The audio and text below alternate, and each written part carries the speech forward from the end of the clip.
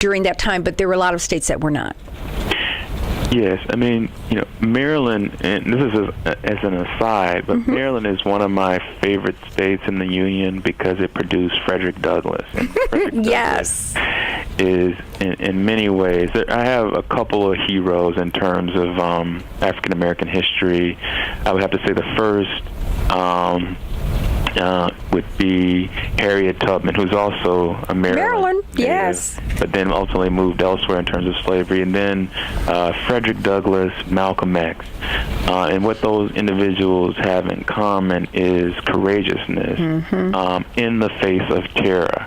And so what we have to, the thing that I don't really, attention in the book that I don't really explore too much because I'm so focused on trying to make an argument about lynching as a floating signifier, as you mentioned earlier, but the ways in which in the Black experience, terror and agency always coexist. What is agency? What does that mean? Agency, is simply a term to talk about the capacity for people to actualize themselves. I typically focus on the capacity by which people can resist oppression. Okay. But it's really just, agency is self-actualization and the ability for people to self-actualize the vision that they have of themselves and others in the world. At that moment in time or in the future?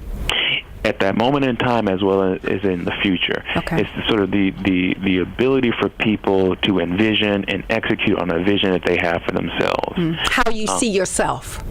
Yes, how you see yourself and being able to actualize that, to make that a reality. Okay. And so agency, and it can be more complicated than this, but this is how I think about it in terms of my research. And so I really focus on the ability for people to the capacities that they have for resisting oppression, and actually overturning oppressive social systems. And so African Americans, particularly in the Jim Crow South, and this is why I brought up the Frederick Douglass reference and the Harriet Tubman reference, because they existed at the time in America where it seemed that slavery would last for another 300 years, right, not another 100 years, and so, or even 10 years. And so they were so courageous in the face of terror that they were willing to challenge this system. And so that's what you find, I think, today in the guise of Black Lives Matter. You have a group of individuals who understand that there is a systemic problem in terms of police brutality in America, and they know that this system seemingly is intractable, but nonetheless they're willing to put their lives and their livelihoods on the line in order to see a change. And just as an aside, because I know your listeners in Baltimore will have, we'll connect. We'll know about this in a very visceral way in terms of the recent Freddie Gray sort of inability to get convictions for officers for his death. I was someone who have followed the case from afar and was really disappointed. But the one of the things that one can feel great about is that you have a Black Lives Matter movement who will not let that be the final word, who will work tirelessly, whether it's in Baltimore, D.C., and all points.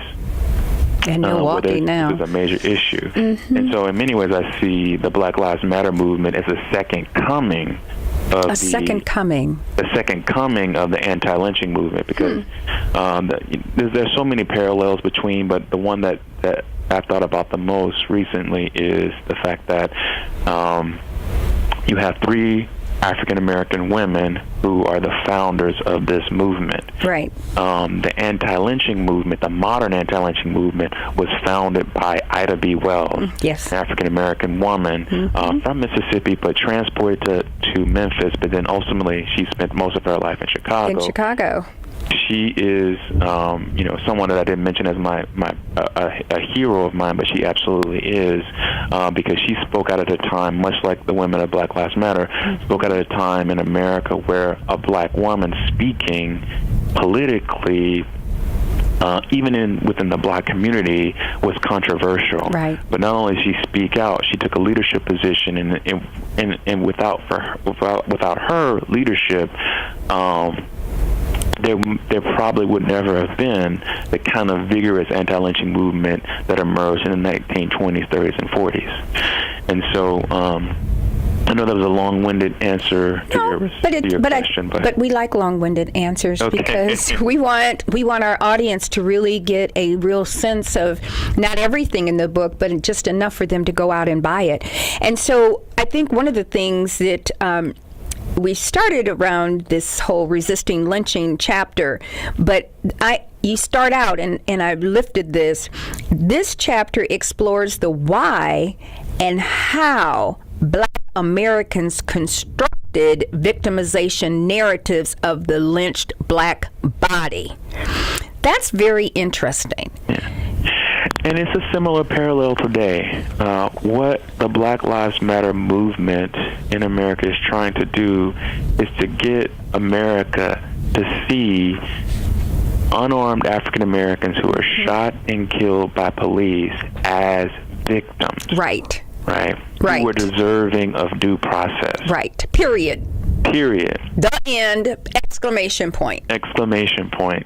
And it's sad, but this is the exact same thing that African American activists, particularly the NAACP, in the 1920s and the 1930s, was trying to get America to understand that black people, black men in particular, were victims of lynching. Right.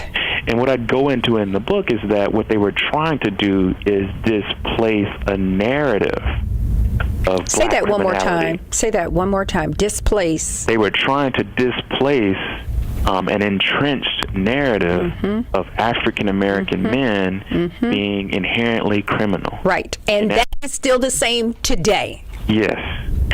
And so, as I said, there's all these parallels, but the NAACP very skillfully, in over 3 decades, was able to convince Americans that black people were victims of lynching, so much so that in today's time, when we think about lynching, we think about black Americans as victims of lynching, not the opposite. Because in the 1920s and 30s, they were seen as black beast rapists who were deserving of lynching. And lynching was the only way, was the only tool that whites had to coerce black men in particular from engaging in violent crimes such as rape and murder. And so there's so many parallels between the current period and the period of lynching, that when I speak about this publicly, I'm often asked, are the police shootings of unarmed African Americans, are they 21st century lynchings? And I'm careful to say, no, they're not one and the same, because if you've ever studied lynching, if you've ever seen lynching photographs, you know that these are different phenomena. But nonetheless, because of the resonances, the parallels between the era of lynching and the era of police shootings of unarmed African Americans, it makes people feel like these two eras are one and the same, and these two phenomenon are one and the same. But as a historian, I have to be faithful to the record, I have to be faithful to the evidence, and I have to say, these are not one and the same, because if I were to say that, that would be disingenuous. And it would be dismissive. Yes, to what lynching was, which was not necessarily state-sanctioned violence, but it was violence that was tacitly supported by the state and ignored by the state. Absolutely. So, I don't know, do you have your book in front of you? You probably already memorized it because you're so brilliant. The poem from the poet Claude McKay, If We Must Die, from 1921. And you wrote here that it's one of the best known protest poems of the early 20th century. And it's also a consoling narrative of the lynched black body. Do you have that to read that? I'm sorry, Marsha, I do not have it. Okay, do you mind if I do? Go ahead, please. This is a powerful, for instance, McKay's militant poem urged Black Americans to violently resist white terrorism. And he wrote, "If we must die, let it not be like hogs, hunted and pinned in an inglorious spot. If we must die, oh, let us nobly die, so that our precious blood may not be shed in vain. Then even the monsters we defy shall be constrained to honor us, though dead. Though far outnumbered, let us show us brave, and for their 1,000 blows deal one death blow. Like men, we'll face the murderous, cowardly pack, pressed to the wall, dying, but fighting back." That's a powerful poem. And does that have anything to do with how the Black Panthers were seen, or this whole idea of Black vigilante? Yes, I mean, it has less to do with Black vigilantism, but the basic question that Claude McKay is trying to answer is, how do we as Black people confront terror? Right. How do we confront the ever-present reality of terror? Mm-hmm. Do we cower in the face of terror, or do we confront it? And so this poem is created or was written at a time when African Americans were not just being lynched, but experiencing race riots. They were Jim Crowed and disenfranchised.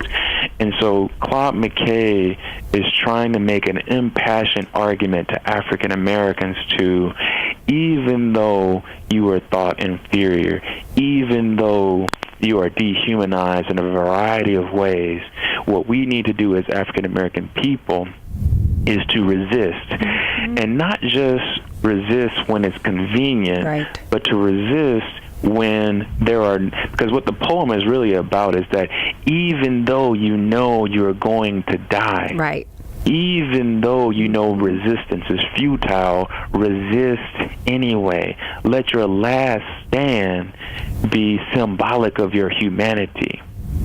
And so he is trying to really, in a very few lines, trying to compel African Americans in their most vulnerable spot, which was a lynch mobs encircling Black people, to